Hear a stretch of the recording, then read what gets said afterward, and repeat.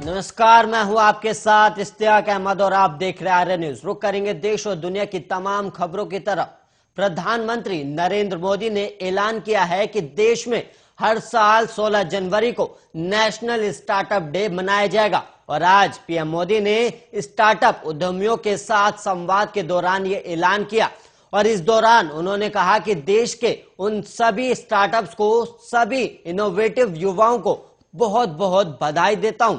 जो स्टार्टअप्स की दुनिया में भारत का झंडा बुलंद कर रहे हैं और स्टार्टअप्स का ये कल्चर देश के दूर दराज तक पहुंचे और इसके लिए 16 जनवरी को अब नेशनल स्टार्टअप डे के रूप में मनाने का फैसला किया गया है। और पीएम मोदी ने कहा, हमारा प्रयास देश में बचपन से ही छात्रों में इनोवेशन के प्रति आकर्षण पैदा करने और इनोवेशन को संस्थागत करने का है और 9000 से अधिक अटल टिंकरिंग लैब्स आज बच्चों को स्कूलों में इनोवेट करने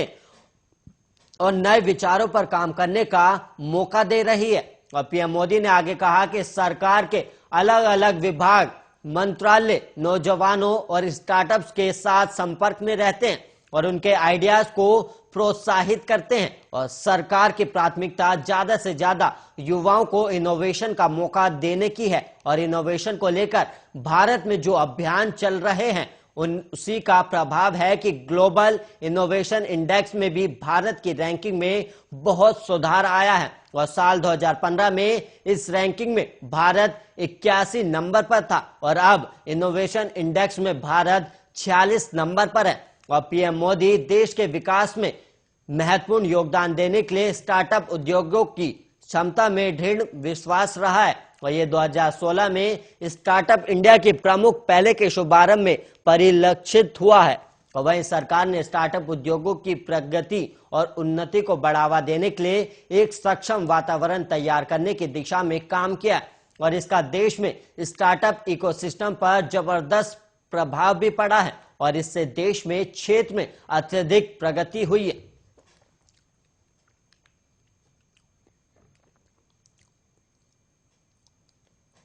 यूपी विधानसभा चुनाव के लिए बीजेपी ने अपनी पहली सूची आज जारी कर दी है और इसमें पहले और दूसरे चरण के उम्मीदवारों के नाम का ऐलान किया गया है और बीजेपी नेता और यूपी प्रभारी धर्मेंद्र प्रधान ने प्रेस कॉन्फ्रेंस कर लिस्ट जारी की है और धर्मेंद्र प्रधान ने कहा कि एक बार फिर उत्तर प्रदेश में बीजेपी की जीत निश्चित है और धर्मेंद्र प्रधान ने कहा कि एक बार फिर से बीजेपी गठबंधन 300 से ज्यादा सीटों के साथ सरकार बनाएगी और बीजेपी ने कहा कि पहले चरण की 58 में से 57 सीटों पर उम्मीदवारों का ऐलान किया जा रहा है और इसके साथ ही दूसरे चरण की 55 में से 45 सीटों पर उम्मीदवारों के नाम का ऐलान किया गया और वहीं बची हुई सीटों पर ऐलान पार्लियामेंट्री बोर्ड में चर्चा के बाद किया जाएगा और कुछ सीटें गठबंधन के साथियों के लिए छोड़ी जाएंगी और उनका ऐलान भी बाद में किया जाएगा। और वहीं आपको बता दें कि आज कुल